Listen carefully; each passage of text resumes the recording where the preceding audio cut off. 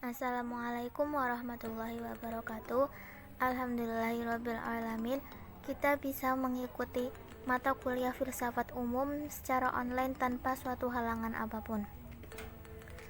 Di sini kami dari kelompok 3 akan menyampaikan materi tentang filsafat Plato. Sebelumnya, perkenalkan anggota kelompok kami. Yang pertama, Faidatul Amalia, lalu Ulul Azmi, Nailatun Nafisah, Nur Hanifah, Nur Laili Nafisah, dan yang terakhir Oktaviana Lalitawerdi. Hari ini kami akan menyampaikan materi tentang pemikiran filsafat Plato tentang idea, etika, dan juga negara. Plato adalah seorang filsuf dan matematikawan Yunani. Plato lahir di Yunani, tepatnya di Athena sekitar tahun 427 sebelum Masehi dan meninggal pada tahun 347 sebelum Masehi. Plato merupakan keturunan bangsawan dan nama aslinya adalah Aristokles.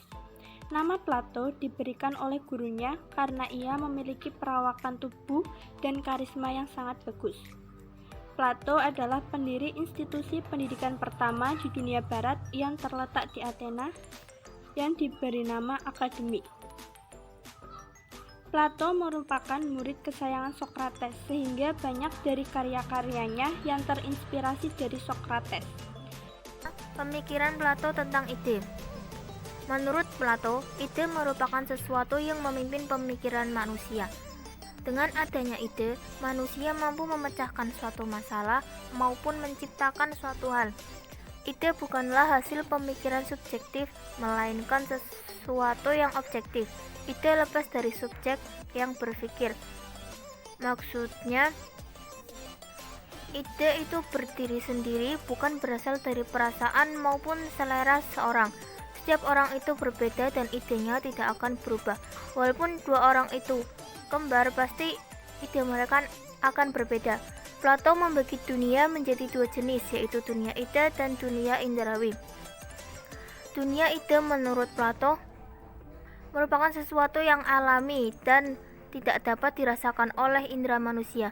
Sedangkan dunia indrawi menurut Plato adalah sesuatu yang dapat dirasakan oleh semua indera manusia. Dari dua jenis dunia tersebut, Plato lebih mengutamakan ide, yaitu alam yang tidak indrawi dan sesuatu yang tidak terwujud. Yang kedua, pemikiran Plato tentang etika. Di dalam pandangan Plato, etika bersifat intelektual dan rasional. Pemikiran Plato tentang etika berdasarkan ajarannya tentang idea. Dapat dikatakan bahwa ajaran idea bersendi pada ajaran idea.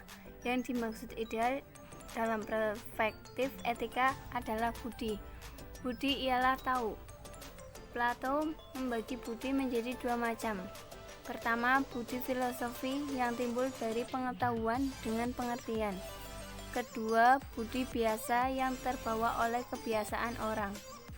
Sikap hidup yang tidak dipakai tidak timbul dari keyakinan, melainkan disesuaikan pada moral secara umum dalam hidup sehari-hari. Menurut Plato, kebaikan tertinggi untuk manusia adalah kebahagiaan atau ketentraman yang dapat dari tiga bagian jiwa di bawah aturan akal. Adapun kebijakan atau perbuatan baik adalah tindakan yang mengalir dari pengetahuan, yaitu pengetahuan tentang jiwa tripati, bentuk, dan ide kebaikan. Tujuan budi filosofi terletak di dalam dunia yang tidak kelihatan. Manusia mengetahui yang tinggi itu karena ide kebaikan. Jadi Plato menekankan untuk mengasah budi. Menurutnya, siapa yang hidup di dunia idea tidak berbuat jahat. Dengan demikian, untuk mencapai budi baik ialah menanam keinsafan untuk memiliki idea dengan pikiran. Pemikiran Plato tentang negara. Yang pertama, pengertian dan hakikat negara. Bagi Plato, negara ideal adalah suatu komunitas etikal untuk mencapai kebajikan dan kebaikan. Menurut Plato, negara ideal pada hakikatnya adalah suatu keluarga. Ia mengatakan di dalam negara kamu semua bersaudara. Karenanya, setiap warga negara haruslah bersikap kekeluargaan yang mencerminkan adanya kerukunan dan keharmonisan antara sesama, baik di kalangan elit, pemerintahan maupun rakyat. Kebajikan yang dimaksud Plato ialah pengetahuan. Dengan memiliki ilmu pengetahuan, seseorang akan mengetahui bagaimana masalah yang ada dalam masyarakat dan memiliki kemampuan untuk membentuk negara yang baik untuk anggota masyarakatnya. Yang selanjutnya, asal mula negara. Bagi Plato, asal mula negara dimulai dengan keinginan dan kebutuhan manusia beraneka ragam yang tidak dapat terpenuhi oleh kekuatan dan kemampuan diri sendiri, dan hanya dapat dipenuhi apabila manusia bersatu dan bekerja sama untuk dapat saling mencukupi kekurangannya masing-masing. Maka bagi Plato, negara haruslah dilihat sebagai suatu sistem pelayanan yang harus setiap warga negara bertanggung jawab, saling mengerti, saling memberi dan menerima, saling menukar jasa, saling memperhatikan kebutuhan sesama warga, dan saling membangun.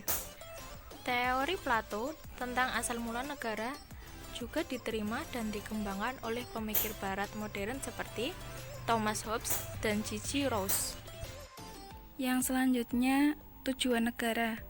Bagi Plato, tujuan negara sinkron dengan tujuan hidup manusia, yaitu kesenangan dan kebahagiaan seluruh warga negara.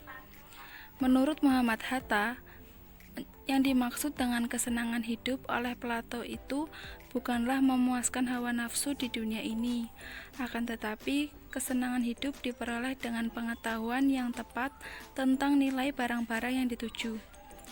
Di bawah cahaya ide kebaikan, orang harus mencapai terlaksananya keadilan dan pergaulan hidup. Apa yang baik bagi masyarakat, baik pula bagi orang-orang. Antara kepentingan orang-orang tidak boleh ada pertentangan. Selanjutnya, bentuk-bentuk negara.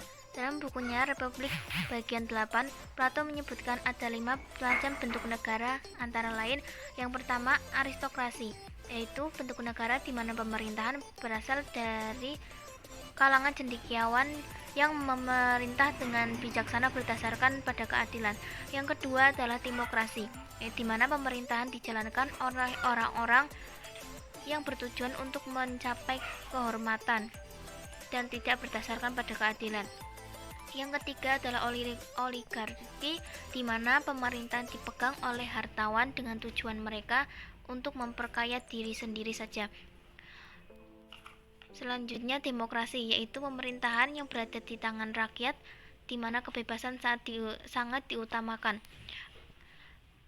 Yang terakhir adalah bentuk negara tirani, yaitu pemerintahan yang menindas bahkan menelan rakyatnya, sehingga berkuasa dengan sewenang-wenang mereka. Dari analisis Plato, bahwasanya semua bentuk negara itu tidak ada yang kekal, sesuai dengan sifat dan kondisi jiwa yang selalu berubah. Negara aristokrasi yang merupakan the rule of the best menurut Plato bisa saja berubah menjadi sistem demokrasi karena pemimpinnya tidak lagi mengindahkan kepentingan rakyatnya, bahkan tidak menutup kemungkinan munculnya negara tirani. Namun, terlepas dari berbagai macam bentuk negara tersebut, sebuah negara seharusnya mempunyai sistem pemerintahan yang dijalankan dengan bijaksana, senantiasa berorientasi kepada kepentingan bersama agar keadilan dan kebajikan dapat dinikmati secara merata oleh seluruh warga negara. Sekian dari kelompok kami. Terima kasih atas segala perhatian dan mohon maaf atas segala kesalahan. Wassalamualaikum warahmatullahi wabarakatuh.